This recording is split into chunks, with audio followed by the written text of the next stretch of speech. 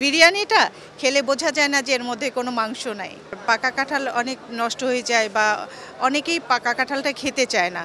তো আমরা সেই ক্ষেত্রে কাঁঠালটা যাতে আমাদের যেহেতু জাতীয় ফল আমাদের প্রচুর উৎপাদন হয়, এই কাঁঠালটাকে আমরা ব্যবহার করার জন্য কাঁচা কাঁঠাল দিয়ে কিভাবে বিভিন্ন পণ্য প্রস্তুত করা যায় সে লক্ষ্যে আমরা এবার মেলায় প্রায় ২৮টা পণ্য নিয়ে আসছি রান্না করা খাবার।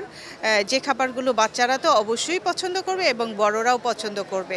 এখানে আমরা দেখছি যে কাঁঠালের বিরিয়ানি বা কাঁঠালের পিৎজা, তো এগুলো কি আসলে মানে এক্সপেরিমেন্ট করার জন্যই আপনাদের চেষ্টা করেন নাকি আসলে এটা কিভাবে আইডিয়াটা আসছে? না, আমাদের মানে এক্সপেরিমেন্ট বলতে কি, মানে যখন আমাদের মাথায় আসলো যে এই কাঁঠালটা আমাদের অপচয় রোধ করতে হবে, এটা যখন আমাদের মাথায় আসছে তখনই আমরা এটা চেষ্টা করেছি এবং এটা আমরা রেগুলার করি।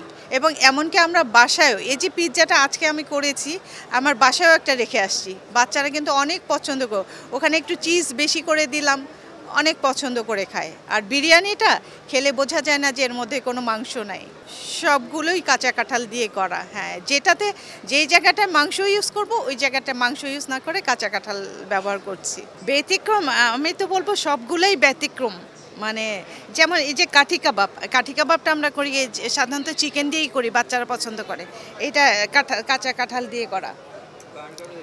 বার্গার আছে, সবগুলোই আছে, মানে সব কিছুই করা যায়, সব কিছুই সম্ভব কাছাকাছি।